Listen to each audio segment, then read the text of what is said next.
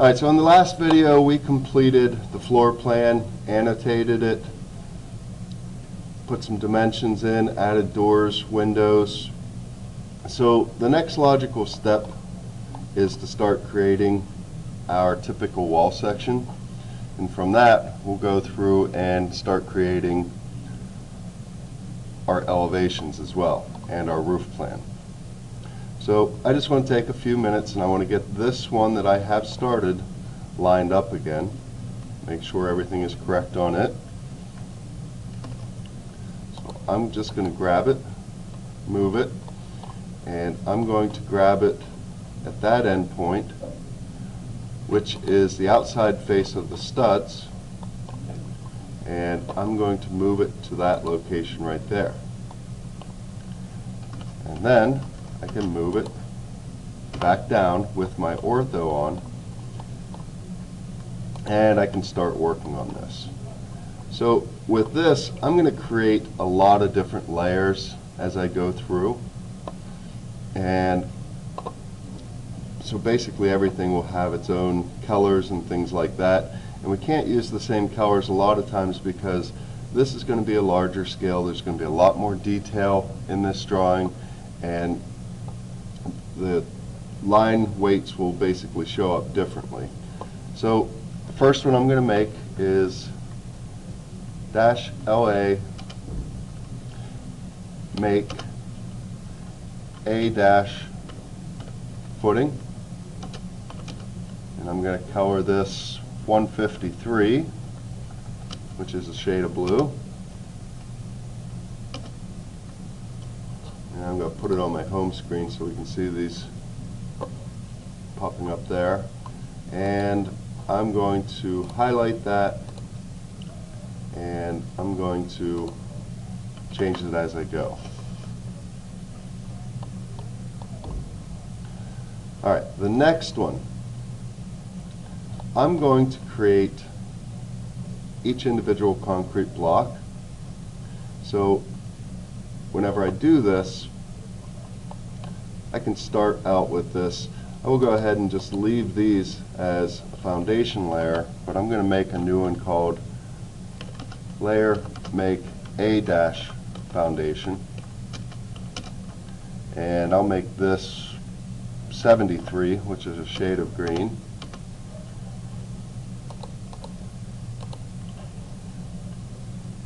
And go ahead and change that to that.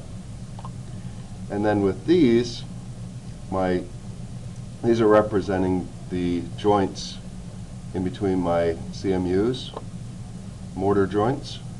So I'm going to call these layer make A dash, just call them mortar, and I'm going to make these color number 14, which is going to be a very, very thin line. And I'm going to go through and select all these and change them to that layer. A dash mortar. And then I'm going to offset each one of them down 3/8 of an inch, except for this top one,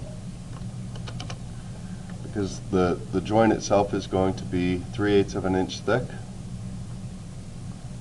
Offset 0.375.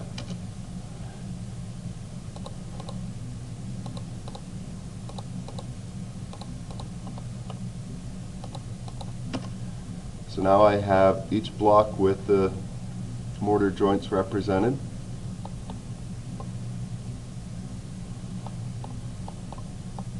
The next one that I'm going to change is I'm going to stretch this over to the perpendicular, and this line represented my ground line or my finished grade. So I'm going to make a layer called A dash grade, and the grade layer needs to be pretty thick. I'm going to make it cyan. Dash layer make A dash grade color cyan, and then I'm going to change that to that layer.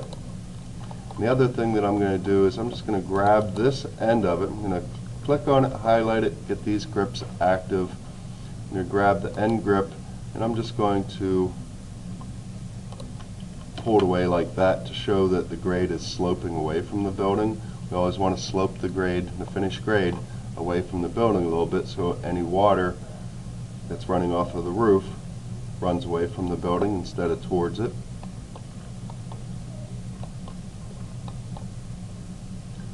The next one is going to be the concrete slab. So I'm going to make -LA, make a slab. I'm going to make this color blue.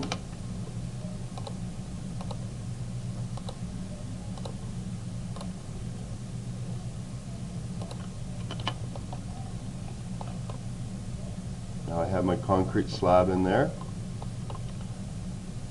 And right now this is still on the S footing layer. I could probably use my wall layer that I already created and A- wall.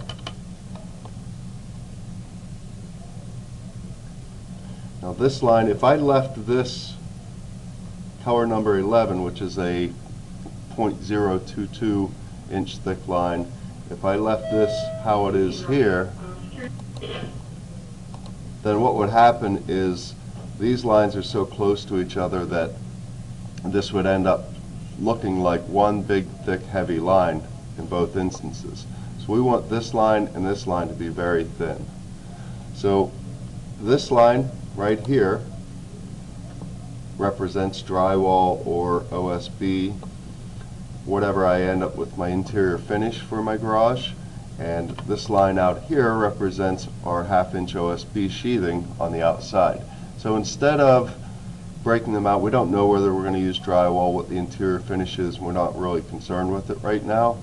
So instead of having two different layers, I'm going to make a layer, and I'm just going to call it A- sheathing, and I'm going to make it a light color, and we'll go ahead and call this, use layer 15 for this, and I can select those and I can put those on that layer.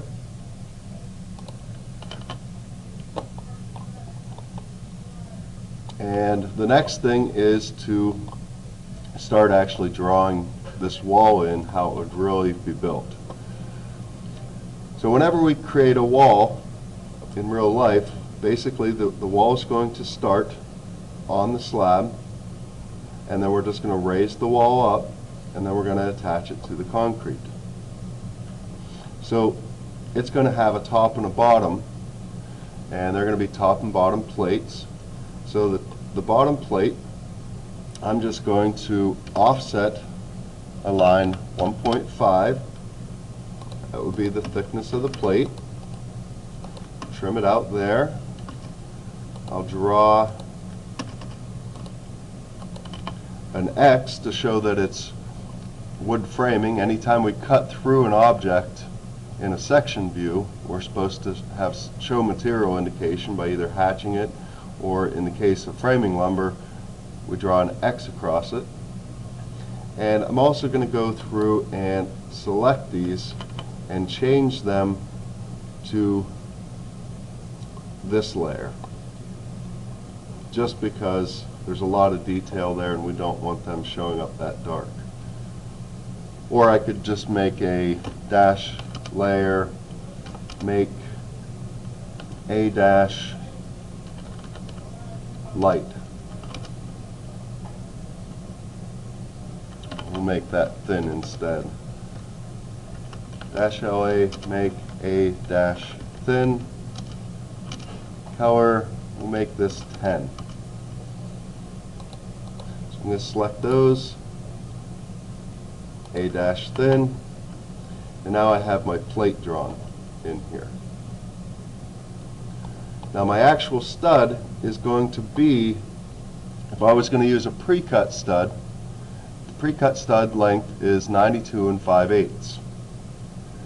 And what that would allow you to do is basically use a 8-foot ceiling height whenever you use your drywall on the inside, because the 92 5/8 plus the 4.5-inch thickness for the 3 plates gives you 8 feet and 5/8 inches, and you have a gap here so you can hang your drywall.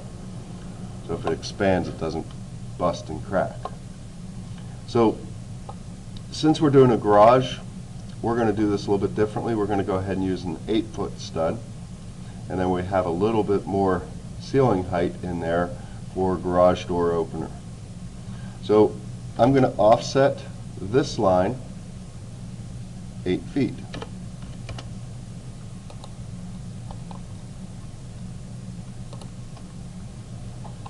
And then I'm going to draw a line from that midpoint to that midpoint, and then I'm going to use my mirror command. I'm going to select my objects that I want to mirror. I don't want to select that object because I already have that one up there. I'll grab this one as well, and then whenever I'm done selecting my objects, I hit enter, and it's asking me for my first point of my mirror line. The first point of my mirror line is going to be my midpoint of that line I just created, and I'm going to, with my ortho on, I'm just going to point horizontally one direction or the other, and you can see that it creates those objects up there. If I had my ortho off, then I could mirror this at any angle. I want my ortho on, pointing horizontally, and I left click.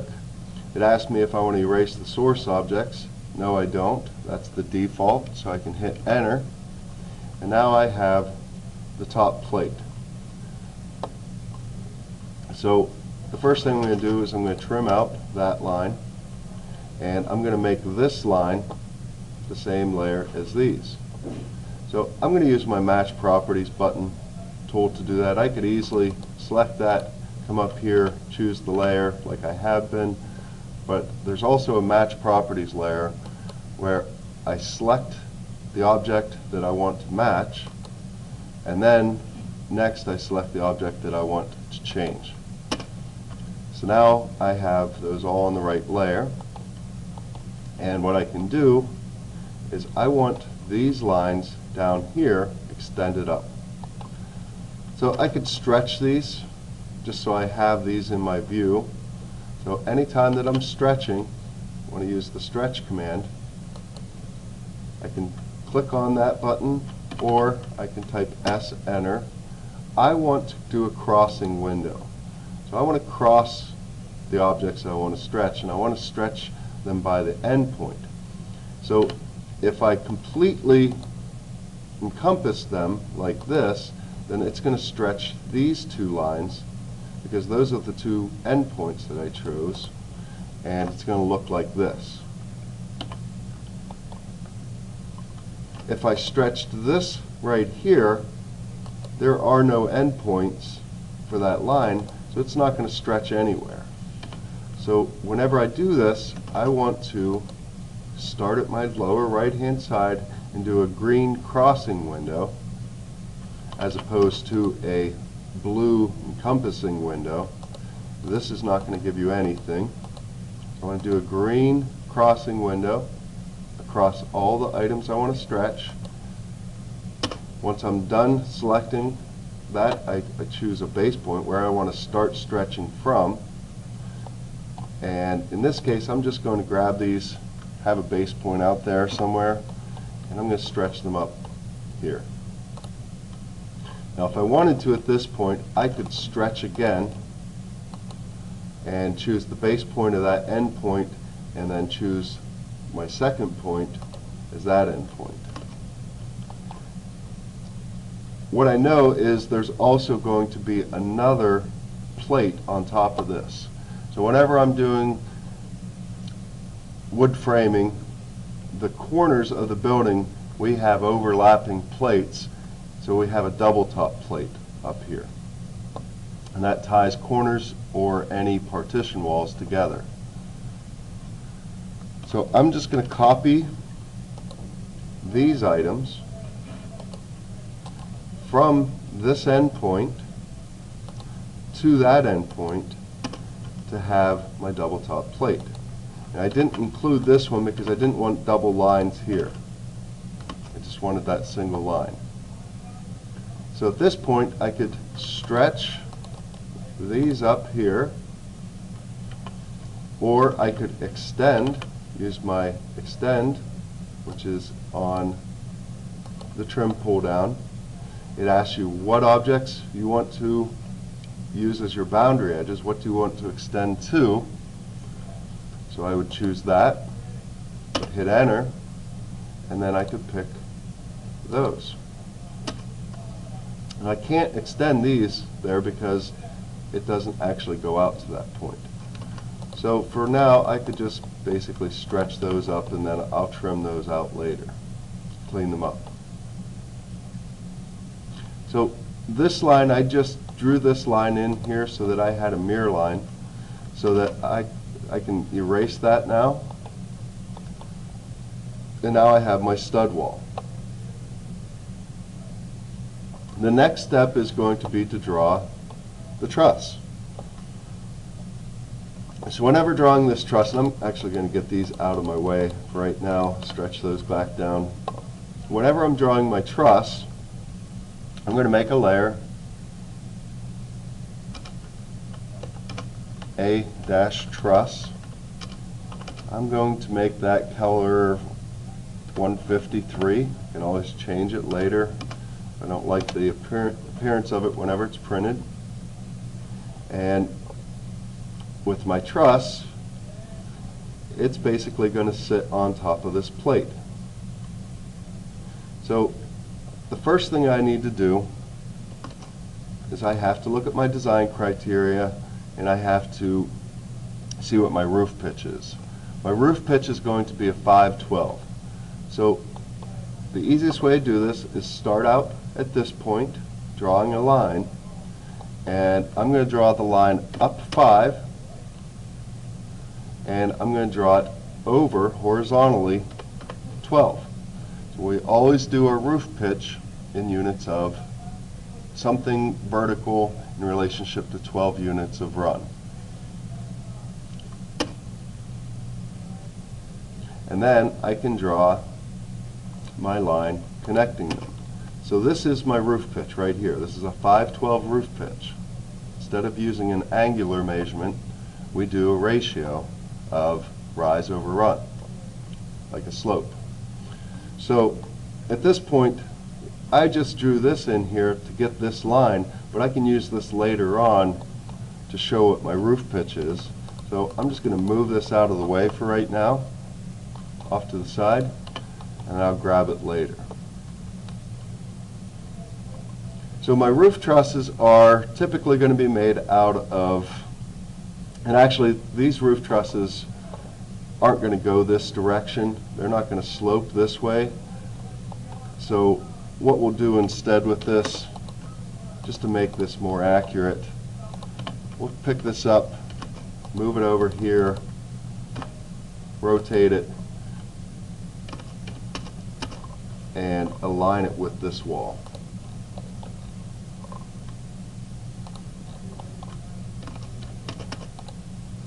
And now this is accurate as far as how this roof is actually going to slope. So before we do that, and we actually use this, and we could do this right now, I could go through and I could rotate all this to work on, but that's going to mess up all my plot details. So I'm just going to go ahead and work with this one and then rotate it up here after the fact. So with part of my roof truss drawn, the next thing I need to understand is how this roof truss sits on top of this double top plate. So the roof truss is basically going to be built out of 2x4s with gussets holding it together, or steel plates holding it together. So this is the line that represents the top chord of my truss. My truss is going to be made out of a bottom chord, a top chord, and a web. So I can offset this line 3.5, the thickness, the height of a 2x4, and this now represents the top chord of the truss. I can draw a line out here that represents the bottom chord of the truss. It would also be, this would be like my ceiling joist, and it would be used as my ceiling joist. So I want to offset that up 3.5 inches. This 2x4 right here would be cut at this angle. So I'm going to trim this off, and then I could later on, whenever I'm adding more detail, I could draw a plate in here or a gusset that's going to hold these two members together. I'm going to change this to look like my truss, and if I wanted to, I could delete that altogether and extend this line out. So there's one continuous line the whole way out there. This isn't showing much detail as far as how this truss works. I definitely couldn't show any web in there. So I'm just going to draw a line out here, and I'm going to extend, use that as my boundary edge, and then I'm going to choose all those lines, and I'm going to leave it like that for now. And if I want to be consistent, I could basically draw that line up and extend these like that. So this is part of my truss, and I'm also going to have a tail on my truss. This member right here, my top chord, is going to extend out past the wall, and it's going to create an overhang of 1 foot.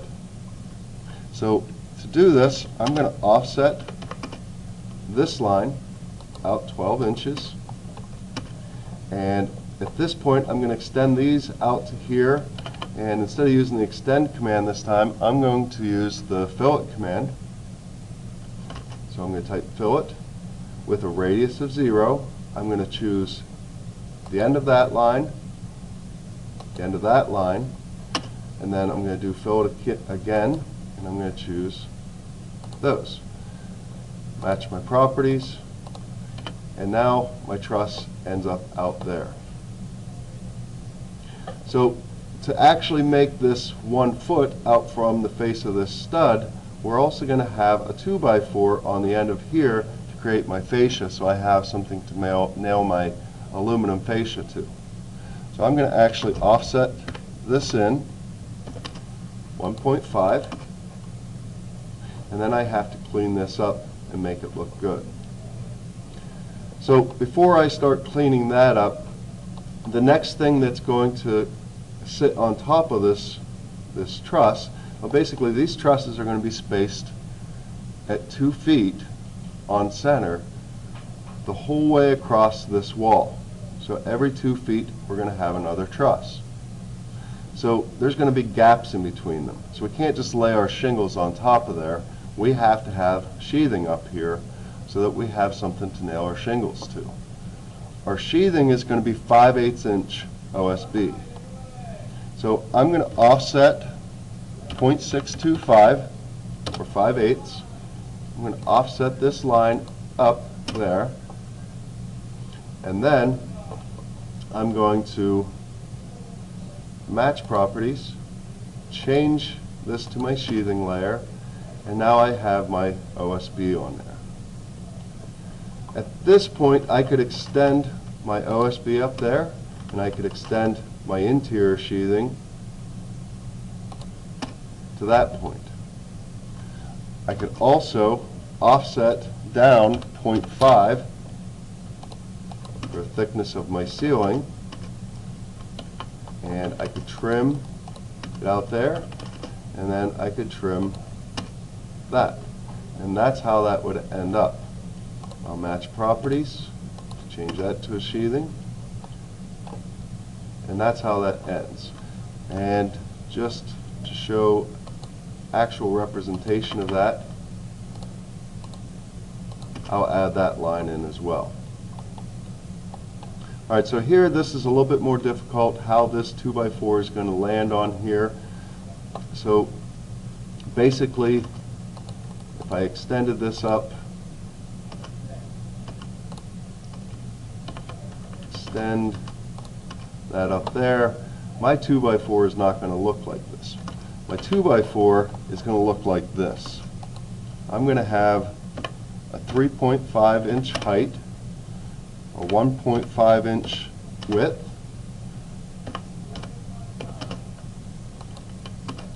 and then I'm going to show my X across it, show that I'm cutting through that framing lumber.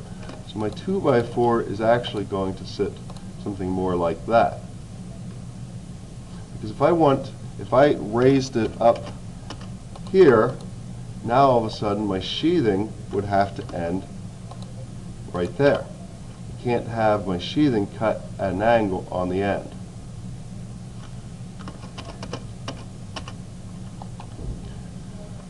So I'm just going to trim the end of this off, and I'm going to pick this up. I'm going to erase this line. Well, I'm going to leave that on there actually. I'm going to move this from here to there. I'm going to extend this line out here.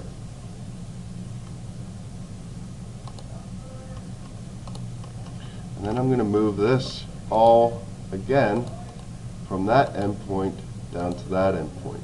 So I would have that little gap. So basically whenever the contractor is going through and adding this fascia board, they're just going to hold it down so that the OSB will come up to that point. So they're not going to extend it out past this fascia either. So what we have to do is we draw a line up to that intersection so we can find where they intersect, and then I draw a line from that intersection back to this perpendicular. Now we would have a gap in here, so again I have to draw a line here so that I can move this up from that intersection to that end point. It's kind of a complicated little process there, and the contractor's not even going to really have to look at this detail. It's all pretty much common sense how this is going to play out, but I like to show an accurate detail of how that works. So at this point I could get rid of all the extra stuff. This is a gap. The end of the sheathing lines up with the end of the fascia. This is held down. This would get nailed into the end of the truss tail, and this is basically what we're going to end up with. Alright, so at this point I'm going to go through and clean up a little bit more. I'm going to change those. I'm going to change this. I'd kind of like to leave this as the truss layer, and I would like to change this little section to the sheathing layer.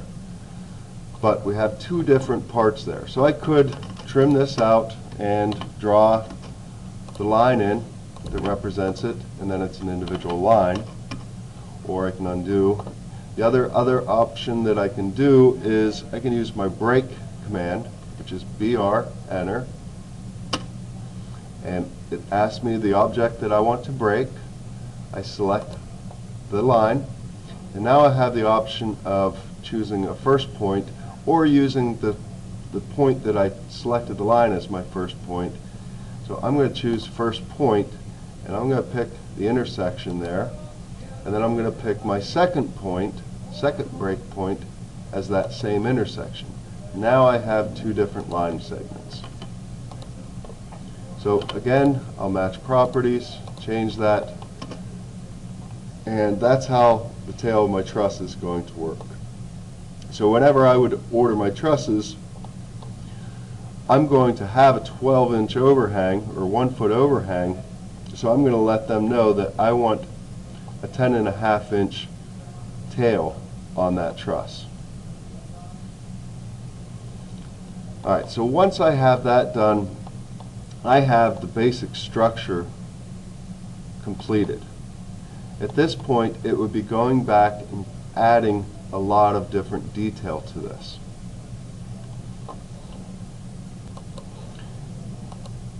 In the next video, we'll start to add all the finishes. So we'll have parge shown in here, we'll have siding shown here, we'll have asphalt shingles shown up here. We'll also go through and start adding insulation under the slab, insulation for the foundation. We're going to add insulation in the wall cavity, and we're going to have some insulation in the roof as well. Then the next step would be to go through and start adding drainage for the footing. We would have what the backfill is going to be, crushed stone, and the very last step would be to go through and start annotating this and calling out all these different items. So we'll start doing that in the next video.